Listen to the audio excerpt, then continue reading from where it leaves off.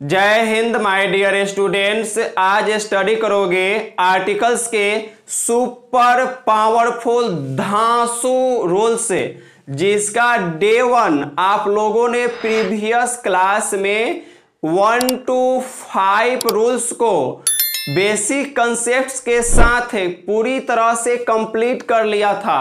आज बारी है डे 2 की, जिसमें रूल 6 से लेकर रूल 21 तक के सभी पॉइंट्स को डायरेक्टली भेजा में समझोगे, वह भी without any confusion. Rule number 6, adjective plus singular countable noun हो तो ए या एन का प्रयोग किया जाता है। प्रीवियस रूल यानी 5 में आप लोगों ने पढ़ा था कि ये सिर्फ अगर एडजेक्टिव हो तो ए या एन का प्रयोग नहीं होता है। उसी का अपोजिट रूल है 6, जिसमें बताया जा रहा है कि एडजेक्टिव के साथ सिंगुलर काउंटेबल नाउन हो, जिस नाउन को हम गिन सकते हैं और एक वचन में हो, ए या एन का प्रयोग कर सकते हैं। अब यहाँ पे जो ए या एन का प्रयोग होगा, जहां भी ए या एन का प्रयोग करना रहता है, उसके नियरेस्ट जो वर्ड होता है उसी के साउंड निकालते हैं और उसके पहले अक्षर के साउंड के अकॉर्डिंग मैक्सिमम जगह जो है हम लोग क्या करते हैं, ए या एन का प्रयोग करते हैं। अब यहाँ पे लिखा गया है ऑनेस्ट मैन, और देखिए यहाँ ऑनेस्ट जो है एडजेक्टिव है और आपका मैन सिंगुलर काउंटेबल नाउन है, यानी कि यहाँ पे हम ए या एन का प्रयोग कर सकते हैं।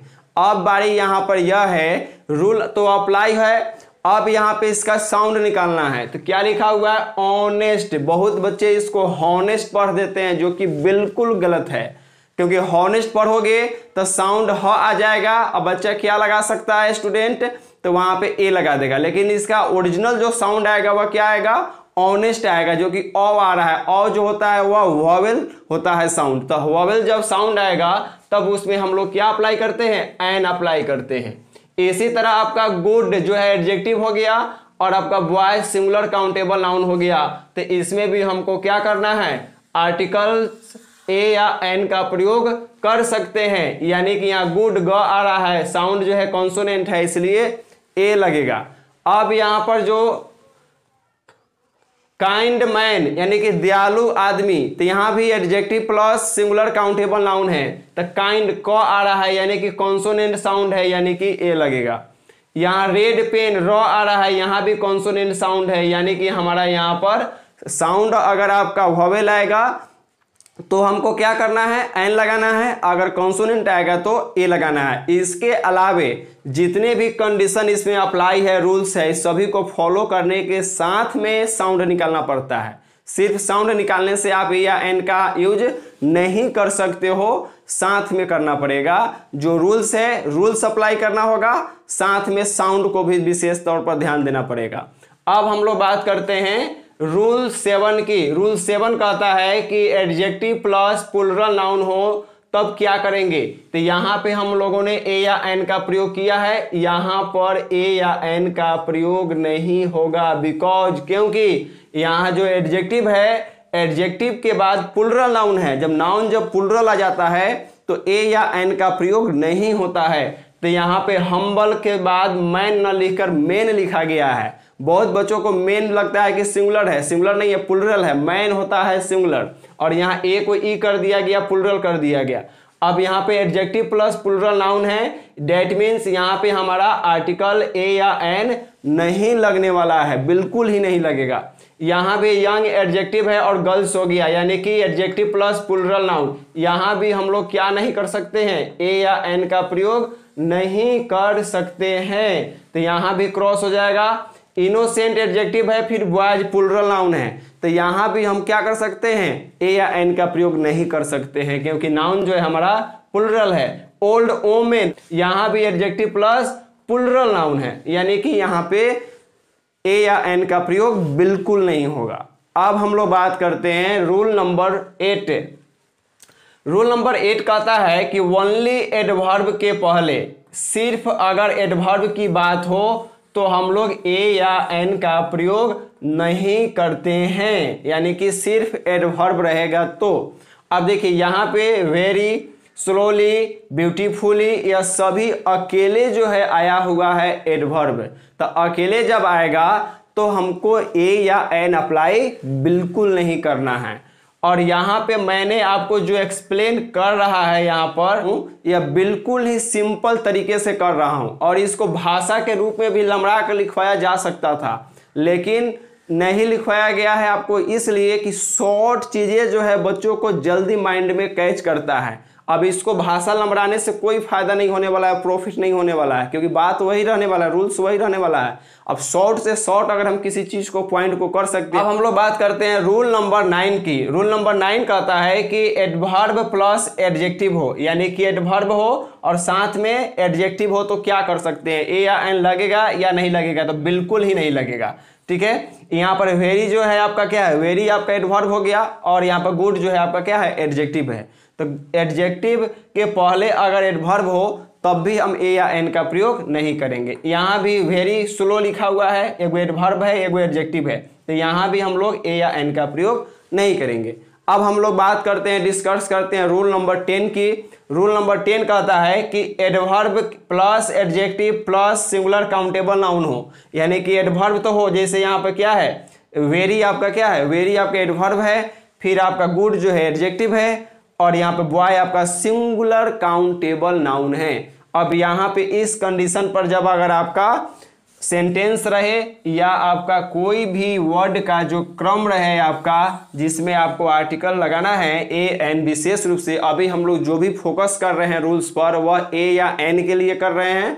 जैसे ए या एन के रूल्स पूरी तरह से कंप्लीट हो जाएगा तब हम लोग बात करेंगे डिफिनिट आर्टिकल यानी द के रूल्स के बारे में, और वो भी सुपर धांसू ट्रिक के साथ करेंगे। रूल नंबर 10 है कि adverb plus adjective plus singular countable noun रहता है तो हम लोग ए या एन का प्रयोग कर सकते हैं। और साउंड किसका निकालेंगे, तो नियरेस्ट वर्ड का निकालेंगे। तो नियरेस्ट वर्ड क्या है, वेरी। वेरी कहने से क्या होता है, वेरी।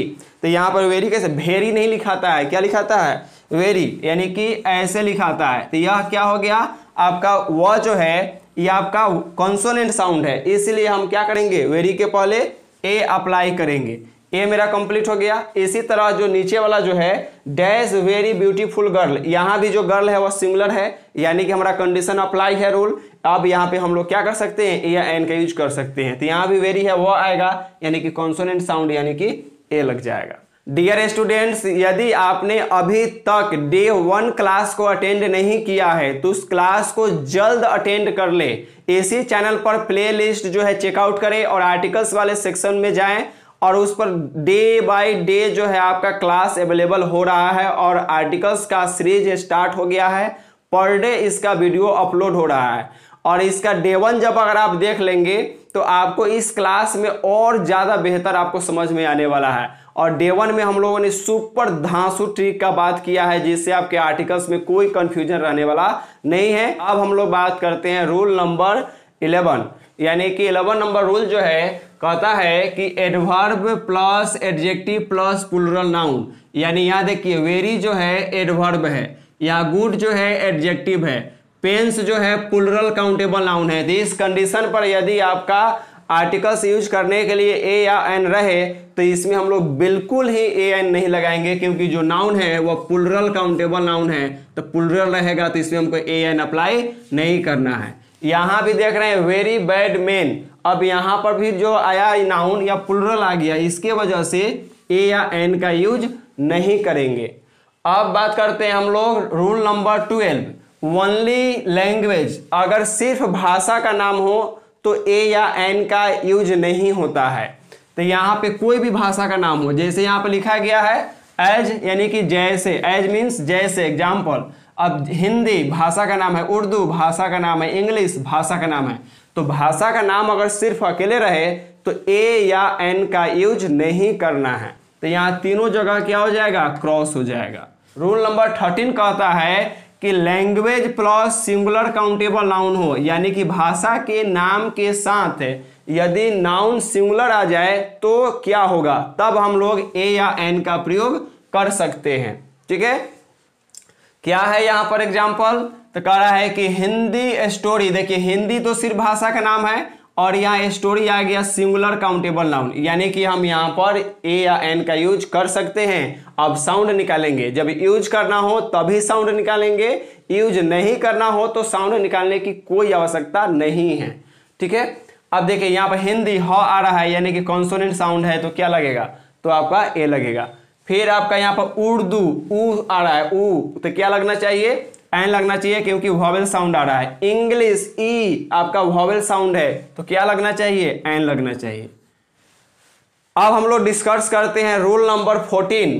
कह रहा है कि लैंग्वेज प्लस प्लुरल नाउन हो तो क्या हो सकता है, तो ए या एन का प्रयोग नहीं करेंगे।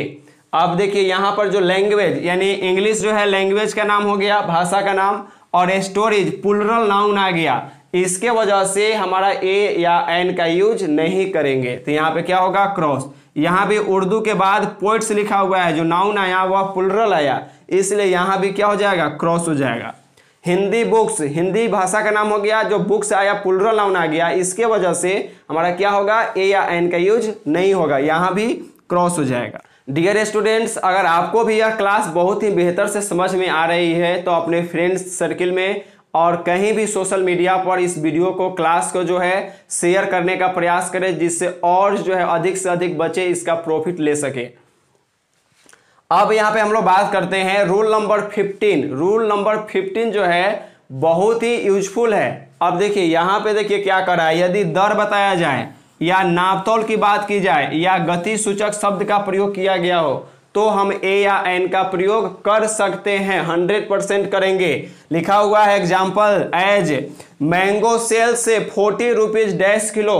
कहा जा रहा है कि मैंगो जो है, आम जो है 40 रुपए 1 किलो बिकता है, यानी कि 1 किलो का कीमत जो है 40 रुपया है, यानी कि 1 किलो की कीमत 40 रुपए हो गए, यानी कि 40 रुपीज। तो यहाँ पर क्या बताया जा रहा है, दर नापतोल के अर्थ में आ गया, तो हम यहाँ पे ए या एन यूज कर सकते हैं, बट क्या करेंगे, साउंड निकालेंगे। तो साउंड के किलो क आ रहा है, यानी कि कॉन्सोनेंट साउंड है, तो क्या लगना चाहिए, ए लगना चाहिए।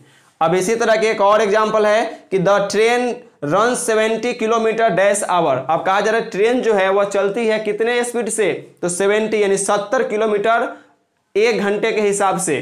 तो यहाँ पर आवर है, हावर नहीं पढ़ेंगे, रॉन्ग है बिल्कुल, ठीक है। हावर जब पढ़िएगा तो कॉन्सोनेंट साउंड आ जाएगा और बच्चे स्टूडेंट क्या करेंगे, ए लगा लेंगे, जो कि बिल्कुल गलत है, ठीक है। लेकिन यहाँ इसको पढ़ना क्या है, आवर पढ़ना है, यानी कि घंटा, आवर, आ यानी कि क्या होगा, एन होगा, बिकॉज क्योंकि साउंड इसके क्या है, फर्स्ट अक्षर का साउंड क्या है, लेटर का, वह वॉवेल है, इसलिए एन लगेगा। अब हम लोग बात करते हैं रूल नंबर 16 जो है कह रहा है कि गिनती सूचक शब्द के पहले ए या एन का प्रयोग होता है। तो गिनती सूचक शब्द जैसे क्या होते हैं, तो अब लिखा गया है डैश कपल। कपल का मतलब होता है जोड़ा। जब देखिएगा जब शादी विवाह होके आता है लोग, तो लोग कहता है क्या चीज, कि न्यू कपल है, यानी कि न्यू जोड़ा है ना। अब देखिए बाद में मालूम चलता है कि दोनों घोड़ा बन गया ना। अब देखिए यहाँ पर क्या हो गया, कपल। अब कपल मतलब क्या हो गया, यह काउंट कर रहे हैं ना, गिनती में आ जाएगा, आपका नंबरिंग में आ जाएगा। तो कपल मतलब दो को कपल बोलते हैं, यानी कि जोड़ा, यानी कि दो रहेगा। तो यहाँ कपल क आ रहा है साउंड, यानी कि कॉन्सोनेंट आ रहा है, तो क्या लगना चाहिए, ए लगना चाहिए। तो यहाँ पे ए अप्लाई कर लिए। अब यहाँ पे देखिए लिखा गया 100, ये भी तो गिनती सूचक शब्द है, 100 ह आ रहा है, इसका मतलब क्या लगेगा, ए लगेगा, कॉन्सोनेंट साउंड है। मिलियन वीडियो में खूब आता है, मिलियन के व्यूज के लिए सबकी सपना रहता है ना। तो यहाँ मिलियन जो है, मिलियन मो आ रहा है, यानी कि कॉन्सोनेंट साउंड है, यानी क्या आएगा, ए आएगा। अब देखिए 1000 थ आ रहा है, कॉन्सोनेंट साउंड है, ए लगेगा। अब हम लोग बात करते हैं रूल नंबर 17 कह रहा है कि पूरी जाति के लिए सिंगुलर काउंटेबल नाउन के पहले ए या एन का प्रयोग होता है। इसी तरह के रूल जो है द वाला में भी मिलेगा, वहां भी हम लोग डिस्कस करेंगे। एज जैसे dash cow is an animal, कहा जा रहा है कि गाय जानवर होती है। तो गाय एक जानवर जब होती है तो कोई एक गाय जानवर होती है कि दुनिया संसार के सभी गाय जानवर होती है, तो दुनिया संसार के सभी गाय जानवर होती है, कोनो आदमी थोड़ी होती है। तो यहाँ पे हम क्या करेंगे, पूरी जाति का हमको बोध कराना है, और नाउन हमारा सिंगुलर काउंटेबल नाउन होना चाहिए। जैसे यहाँ काउ है तो क्या है, सिंगुलर काउंटेबल नाउन है, SCN है, यानी यहाँ पे हमारा क्या लगेगा, काउ को आ रहा है, कॉन्सोनेंट साउंड, यानी कि ए लगेगा। अगर ए या एन का प्रयोग फर्स्ट में करना हो तो कैपिटल लेटर से स्टार्ट करेंगे, अगर बीच में करना हो तो अब हम क्या करेंगे, स्मॉल से यूज करेंगे। अब इसी तरह लिखा गया है कि डैश डॉग इज फेथफुल, कुत्ता वफादार होता है, आदमी ज्यादा नहीं होता है वफादार, कुत्ते होता है, अगर यही ट्रेंड चल रहा है। अब देखिए इंसान आजकल क्या हो रहा है, आदमी को कम पाल रहा है, किसको पाल रहा है, कुत्ता के वीआईपी लोग ना कुत्ता रख रहा है। अब आदमी कुत्ता रखने लगे, सोचिए कैसा समय खराब चल रहा है, यानी लोगों को विश्वास जो है इंसान से खत्म हो गया, इसलिए जानवर को वीआईपी बना रहा है। अब देखिए यहाँ पर क्या है, कुत्ता यानी कि डॉग है आपका, तो कुत्ता हिंदी से मतलब नहीं है, इंग्लिश के साउंड निकालना है, यानी डॉग डॉ आ रहा है, यानी कि कॉन्सोनेंट है, तो क्या लगेगा, ए लगेगा। अब हम लोग बात करते हैं, अब हम लोग डिस्कस करते हैं रोल नंबर 18 कह रहा है कि सिंगुलर काउंटेबल नाउन प्लस वह रिपीट मार दे। अगर किसी सेंटेंस में सिंगुलर काउंटेबल नाउन पहली बार आए और फिर उसी नाउन का रिपीटेशन कर दिया गया हो, दोहरा दिया गया हो उसी सेंटेंस में या अगले सेंटेंस में दोहरा दिया गया हो लेकिन साथ में आया हो, तो फर्स्ट सिंगुलर काउंटेबल नाउन के पहले ए या एन का प्रयोग करेंगे। अब बाद में आने वाले सिंगुलर काउंटेबल नाउन के में हम लोग द अप्लाई करेंगे। देखिए यहाँ पर जो एग्जांपल है पूरी तरह से एक ही तरह के सेंटेंस को लिया गया है। Mohan lost dash pen, Mohan ने कलम खो दिया। अब कोई कलम था जो खो दिया, फिर कहा जा रहा है कि dash pen was very costly. अब हम उस कलम की बात कर रहे हैं, खास कलम की जो खो गई थी, ठीक है, वेरी कॉस्टली बहुत कीमती थी। तो इसी के वजह से फर्स्ट में जो आता है आपका सिंगुलर काउंटेबल नाउन वह इंडिफिनिट के अर्थ में आता है, इसलिए ए या एन लगाएंगे। बाद वाला उसी नाउन की जब हम बात करने लगते हैं तो उससे जान पहचान हो गया रहता है, यानी कि जैसे आप गए मेला में घूमने, आज देखे कि हमारे मौसा जी हैं, तो इसे मतलब पहले से मौसा जी को देखे थे तबे ना चिन्हे हैं, तो वह डिफरेंट पता चल जाता है कि मौसा जी हैं। तो इसी तरह यहाँ भी जब फर्स्ट में सिंगुलर काउंटेबल नाउन आएगा तो ए या एन यूज करेंगे। तो पेन पो आ रहा है तो यानी कॉन्सोनेंट आ रहा है साउंड, तो क्या अप्लाई करेंगे, ए अप्लाई करेंगे। अब देखिए इसी नाउन पेन का दोबारा प्रयोग किया गया है, इसका मतलब डिफिनिट ही क्या लगाएंगे, द अप्लाई करेंगे। तो यहाँ मेरा क्या अप्लाई हो जाएगा, द अप्लाई हो जाएगा। अब हम लोग डिस्कस करते हैं रूल नंबर 19। रूल नंबर 19 क्या कह रहा है कि वर्ब एज नाउन, यदि वर्ब का प्रयोग नाउन के रूप में किया गया हो, यदि क्रिया का प्रयोग संज्ञा के रूप में किया गया हो, तब क्या होगा, हम लोग ए या एन का प्रयोग कर सकते हैं। देखिए लिखा गया है कि Rahul has gone for dash walk. अब देखिए यहाँ वॉक जो यूज किया गया है, बहुत बच्चे इसको वाल्क पढ़ता है, वाल का टाल्क फाल्क नहीं पढ़ना है, इसको वॉक पढ़ेंगे। क्या पढ़ेंगे, वॉक। वॉक जो होता है यानी टहलना होता है, लेकिन मुख्य क्रिया के रूप में ही नहीं आया है, मुख्य क्रिया के रूप में हमारा यहाँ गॉन आया है, गो का गॉन आया है। यहाँ पे जो आपका वॉक है यह नाउन की तरह बिहेव कर रहा है, वर्ब की तरह नहीं कर रहा है। इसलिए यदि वर्ब का प्रयोग नाउन के रूप में किया जाए तब हम वहां पे क्या कर सकते हैं, ए एन लगा सकते हैं। वॉक तो वो आ रहा है यानी कॉन्सोनेंट साउंड, तो ए लगेगा, सिंपल बात है।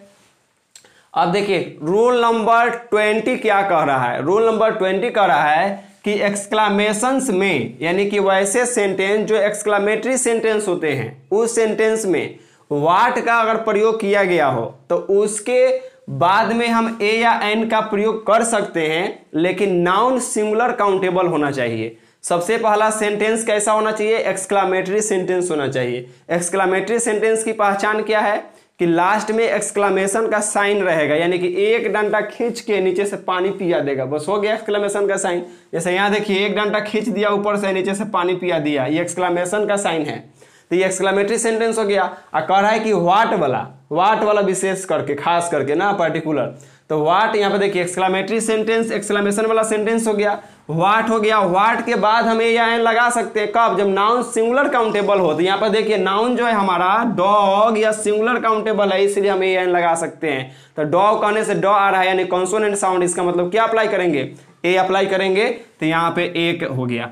अब इसी तरह के एक और एग्जाम्पल है, व्हाट डैश ब्यूटीफुल सीन, क्या सुंदर दृश्य है, नजारा है ना। तो यहाँ देखिए एक्सक्लामेशन का साइन यहाँ भी लगा हुआ है, तो हम जान गए कि एक्सक्लामेटरी सेंटेंस है। व्हाट भी लगा है, व्हाट के बाद हमको ए या एन लगाना है। अब देखिए ब्यूटीफुल के बाद सीन है, सीन जो है सिंगुलर है, इसलिए हम इसके पहले ए एन लगा, ब्यूटीफुल यानी बो आ रहा है, यानी कि क्या अप्लाई करेंगे, ए अप्लाई करेंगे।